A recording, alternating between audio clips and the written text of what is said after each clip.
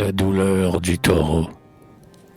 Tout le jour, à l'écart couché dans les rosages, le taureau noir, l'envoi sombre des hauts alpages, au flanc de la prairie a gémi tristement, dans la blonde vapeur de son poitrail fumant, exhalant vers le ciel des plaintes inconnues. Les filles des chalets près de lui sont venues. Elles l'ont appelé des noms accoutumés, offrant à sa douleur les herbages aimés, caressant doucement pour soulager sa peine, de leurs tremblantes mains son large cou d'ébène.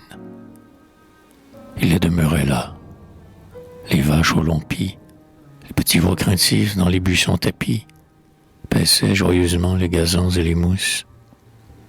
Sous les branches des pins montrant leurs têtes rousses, les génisses, avec de grands yeux innocents, de leurs roses naseaux soufflaient sur les passants et fuyaient en chassant les thons avec leur queue.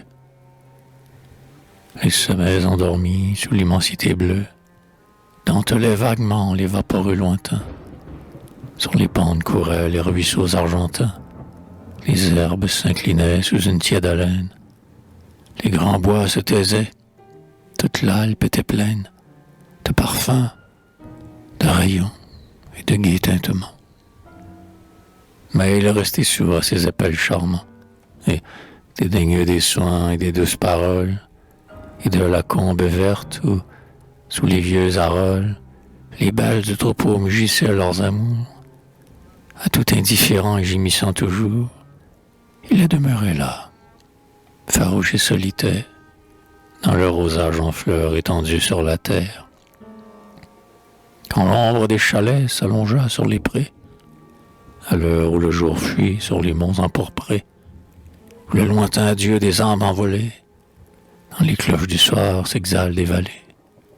Tout à coup, sous l'effort d'un élan furibond, le taureau menaçant s'est levé d'un seul bond. Son regard oblique il a fouillé l'espace, et, plus impétueux que l'ouragan qui passe, il a, sous le galop pressé de ses palours, ébranlé sourdement les pentes de velours. On eût dit le fracas des neiges entraînées. Dans le vertige affreux de courses effrénées, sa vaste silhouette, ainsi qu'un noir démon, passait et repassait à la croupe du mont, qu'envahissait déjà l'ombre des nuits paisibles.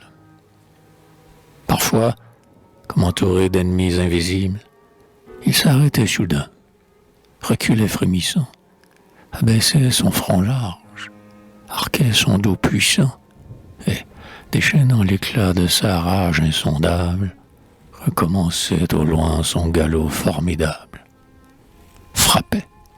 Frappait le vide et les fantômes vains, broyait le sol, lançait les blocs dans les ravins, puis, dans l'enivrement terrible de sa force, au sein d'un tourbillon de cailloux et d'écorce, éventrant les vieux pins sous ses cornes de fer, il jetait dans la nuit des beuglements d'enfer.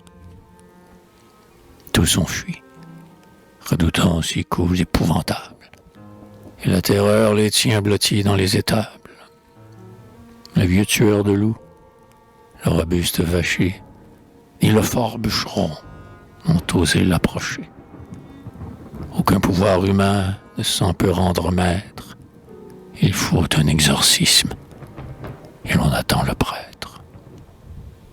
Mais depuis 4 jours, là-haut, sous les cieux clairs, le mufle tout sanglant, les yeux pleins d'éclairs, avec un roulement d'écho qui l'accompagne, l'énorme taureau noir beugle dans la montagne.